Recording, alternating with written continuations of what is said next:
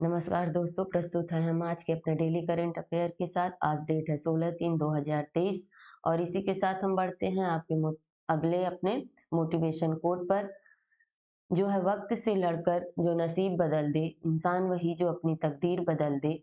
कल क्या होगा कभी मत सोचो, क्या पता कल वक्त खुद अपनी तस्वीर बदल दे। इसी के साथ बढ़ते हैं अपने क्लास पर। चलिए, हमारा पहला क्वेश्चन रखा है कि हाल ही में किसे सरस्वती सम्मान 2022 के लिए चुना गया है। तो इसका सही जवाब है हमारा ऑप्शन सी, शिव शंकरी, जो तमिल लेखक हैं। चलिए, अगला क्वेश्चन है हमारा कि हाल ही में आई रिपोर्ट के अनुसार स्वतंत्रता के बाद भारत में महिला साक्षरता दर कितने प्रतिशत बढ़ी है। पूछा गया है कि कितने परसेंट बढ़ी है, तो इसका सही जवाब है हमारा ऑप्शन बी। कितने परसेंट बढ़ी है? 11%। तो अब कितनी हो गई है?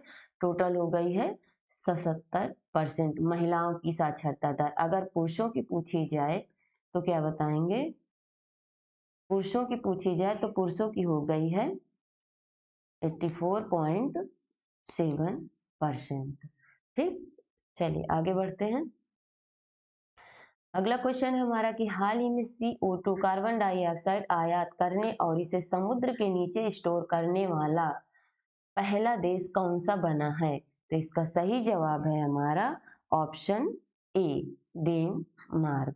डेनमार्क के बारे में देखेंगे कि इसकी कैपिटल क्या है। इसकी कैपिटल का नाम है कोपेनहेगन और इसके ठीक है, और आगे देखेंगे कि इसमें जो है डेनमार्क ने क्या किया है कि 2045 तक इस अपने आप को कार्बन न्यूट्रल बनाने की स्कीम रखी है, तथा ये जो समुद्र के नीचे स्टोर करने वाला कार्बन डाइऑक्साइड के बारे में बताया है, तो यह किस परियोजना के अंतर्गत है? तो यह ग्रीन सैंड परियोजना के अंतर्गत रखा गया है और इसका उद्देश्य यह है कि 2030 तक 8 मिलियन टन कार्बन डाइऑक्साइड प्रतिवर्ष स्टोर करना है। चलिए, इसी के साथ बढ़ते हैं अपने अगले क्वेश्चन पर। हमारा अगला क्वेश्चन है कि हाल ही में 3 साल की पाबंदियों के बाद किस देश ने पर्यटकों के लिए अपनी सीमाएं खोल दी हैं। तो इसका सही जवाब है हमारा ऑप्शन बी, चीन, है ना। अब चीन की अगर कैपिटल पूछी जाए तो चीन की कैपिटल है बीजिंग। कमर्शियल कैपिटल पूछी जाए तो संघाई है। करेंसी है इसकी रेनबिनबी और प्रेसिडेंट आप लोगों को पता है सी जिनपिंग है। ठीक, और इसी के द्वारा वन बेल्ट वन रोड पहल शुरू की गई है। चीन की संसद में नए प्रीमियर के रूप में किसे चुना गया है? ली कियांग को चुना गया है। चीन ने संचार उपग्रह झोंग सिंह 26 का प्रक्षेपण किया है। चीन ने अमेरिका में अपने दूत चीन गोंग को नया विदेश मंत्री बनाया है। वैज्ञानिक पत्रों के प्रकाशन में चीन शीर्ष पर रहा है। चीन ने अपने अंतरिक्ष स्टेशन के लिए मेंग टियन नामक लैब मॉड्यूल चालू किया है। अगला क्वेश्चन है हमारा है कि हाल ही में G20 देशों के शिक्षा कार्य समूह की दूसरी बैठक कहाँ संपन्न हुई है। तो इसका सही जवाब है हमारा ऑप्शन सी, अमृतसर। तथा इसके साथ ही पिछले उसमें हमने क्वेश्चन देखा था कि G20 फ्लावर फेस्टिवल भी कहाँ संपन्न हुआ था? नई दिल्ली में संपन्न हुआ था। चलिए आगे बढ़ेंगे। हाँ जी, अगला क्वेश्चन है हमारा कि हाल ही में भारतीय सार्वजनिक क्षेत्र के उपक्रम जिसका नाम क्या है, सतलुज जल विद्युत निगम का स्वतंत्र निदेशक किसे नियुक्त किया गया है। तो इसका सही जवाब है हमारा ऑप्शन सी, शशिकांत जगन्नाथ वानी। टेक महिंद्रा ने मोहित जोशी को एमडी एंड सीईओ के रूप में नियुक्त किया है। सी चेंजेस क्लाइमेट के भारत के रूप राजदूत के रूप में श्रेया घोड़ावत को नियुक्त किया गया है। एलआईसी का अंतरिम चेयरमैन सिद्धार्थ मोहंती को नियुक्त किया गया है। चलिए, अगला क्वेश्चन हमारा कि हाल ही में अभ्यास जिसका नाम है ला परोस के तीसरे संस्करण का आयोजन किसके द्वारा किया जा रहा है। तो इसका सही जवाब है हमारा ऑप्शन बी, भारत के द्वारा। और कहां पर? हिंद महासागर क्षेत्र में, है ना।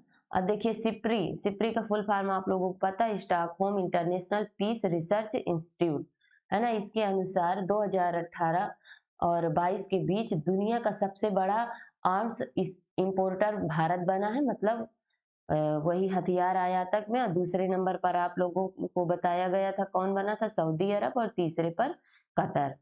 चलिए आगे है कि भारत के द्वारा हिंद महासागर क्षेत्र में ट्रोपेक्स 2023 अभ्यास भी आयोजित किया गया। भारत ने दुनिया का पहला बॉस बैरियर लगाया है। अगला क्वेश्चन है हमारा हाल ही में Swiss firm IQ air index की रिपोर्ट के अनुसार दुनिया का सबसे प्रदूषित शहर कौन सा है? तो इसका सही जवाब है हमारा, देश कौन सा है? तो सही जवाब है हमारा ऑप्शन बी, चाड, है ना। पहले नंबर पर चाड है, दूसरे नंबर पर देखा जाए तो इराक है, और तीसरे नंबर पर पाकिस्तान है। अगर भारत को पूछा जाए तो भारत किस नंबर पर है? भारत 8वें नंबर पर है। अगर यहीं पर पूछा जाए कि प्रदूषित शहर में पहले नंबर पर कौन है, तो लाहौर पाकिस्तान है, दूसरे नंबर पर होतान चीन का, और तीसरे नंबर पर भिवाड़ी राजस्थान का। और टॉप 50 शहर में भारत के 39 शहर शामिल हैं। अगला क्वेश्चन है हमारा कि हाल ही में केंजाबुरो ओई का निधन हुआ है, वे कौन थे? तो वह कौन थे? ऑप्शन सी, जापानी लेखक थे, और ये नोबेल पुरस्कार विजेता भी थे। हाल ही में अनुसंधान में सहयोग को मजबूत करने के लिए भारत ने किस देश के साथ समझौता किया है? तो इसका सही जवाब है हमारा ऑप्शन बी, स्वीडन, है ना। स्वीडन की कैपिटल पूछी जाए तो स्टॉकहोम है, और इसकी करेंसी है स्वीडिश क्रोना। चलिए आगे बढ़ते हैं। अगला क्वेश्चन है हमारा कि हाल ही में अमेरिका और ब्रिटेन किस देश को परमाणु ऊर्जा से चलने वाली पनडुब्बियां उपलब्ध कराएंगे? तो इसका सही जवाब है हमारा ऑप्शन डी, किसे कराएंगे? ऑप्शन ए, ऑस्ट्रेलिया को कराएंगे, है ना। और इसकी अगर कैपिटल पूछी जाए तो कैनबरा है, और PM है एंथनी अल्बनीज। छिपकली की नई प्रजाति जिसका नाम है फाइलूरस फिम्ब्रियट्स ऑस्ट्रेलिया में खोजी गई। ऑस्ट्रेलिया का डिकिन विश्वविद्यालय गिफ्ट शहर में अपना परिसर स्थापित करेगा। जासूसी चिंताओं को लेकर ऑस्ट्रेलिया अपने कार्यालयों में चीनी कैमरे को हटाएगा। हाल ही में रेशम उत्पादकों के लिए बीमा योजना शुरू करने वाला भारत का पहला राज्य कौन सा बना है? तो इसका सही जवाब है हमारा ऑप्शन सी, उत्तराखंड। और यह क्या है कि रेशम कीट बीमा शुरू किया गया है। उत्तराखंड की राजधानी पूछी जाए तो देहरादून, CM है पुष्कर धामी, गवर्नर है गुरमीत सिंह, तथा यह जो परियोजना है 4 जिलों में की गई है, नैनीताल, देहरादून, ऊधम सिंह नगर तथा हरिद्वार। साथ ही देखेंगे कि उत्तराखंड को देश का पहला इलेक्ट्रिक तीर्थ यात्रा गलियारा मिलेगा। उत्तराखंड के मुख्यमंत्री ने एकल महिलाओं के लिए स्वरोजगार योजना शुरू करने की घोषणा की है। उत्तराखंड भारत का पहला सरकारी मदर मिल्क बैंक स्थापित करेगा। भारत उज्बेकिस्तान प्रशिक्षण अभ्यास जिसका नाम डस्ट लीग है, उत्तराखंड में शुरू हुआ है। उत्तराखंड ने नकल विरोधी कानून लागू हुआ है। अगला क्वेश्चन है हमारा कि हाल ही में संयुक्त भारत सिंगापुर अभ्यास जिसका नाम क्या है, बोल्ड कुरुक्षेत्र, कहाँ संपन्न हुआ है? तो इसका सही जवाब है हमारा ऑप्शन बी, कहाँ पर? जोधपुर राजस्थान में। यह मिलिट्री स्टेशन पर चालू हुआ है।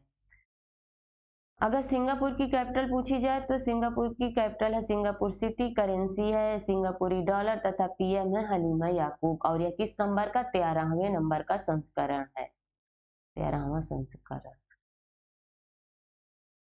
चलिए अगला क्वेश्चन है हमारा कि हाल ही में विश्व उपभोक्ता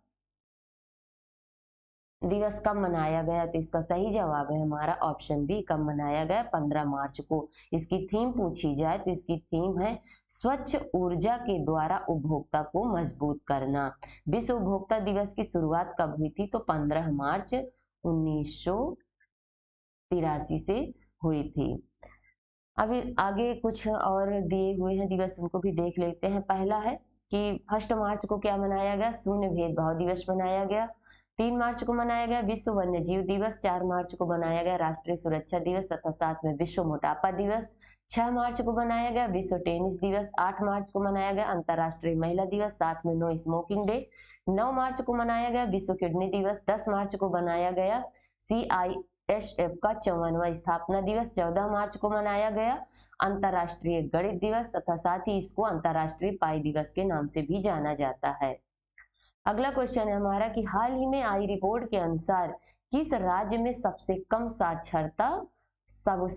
साक्षरता दर है? तो इसका सही जवाब है ऑप्शन सी, कहां पर? बिहार में, है ना। साथ ही देखेंगे कि राजविंदर सिंह भट्टी को बिहार के नए डीजीपी के रूप में नियुक्त किया गया है। गृह मंत्री अमित शाह ने बिहार के सारण में लोक नायक जयप्रकाश नारायण की प्रतिमा का अनावरण किया है। बिहार स्कूल में अनिवार्य खेल पीरियड और नो बैग डे शुरू करने का फैसला किया है। बिहार की खगोलीय वेधशाला को यूनेस्को की महत्वपूर्ण संकटग्रस्त प्रजातियों में रखा गया है। साथ ही अच्छा देखा जाए तो बिहार में कितने परसेंट जो है साक्षरता दर है? तो 61.8% साक्षरता दर है। अब दूसरे नंबर में देखा जाए तो अरुणाचल प्रदेश तथा तीसरे नंबर पर राजस्थान आता है। सबसे ज्यादा पूछा जाए तो साक्षरता दर कहाँ पर है? केरल पर। बिहार की कैपिटल क्या है? पटना। तथा सीएम कौन है यहाँ के? नीतीश कुमार। गवर्नर है राजेंद्र अरलेकर। यहीं से हमारा आज का डेली करंट अफेयर समाप्त होता है। आप लोगों को कैसा लगा इसके बारे में कमेंट के माध्यम से सूचित करें। लाइक करें, शेयर करें, सब्सक्राइब करें, बेल आइकन को प्रेस करें। Thanks for watching.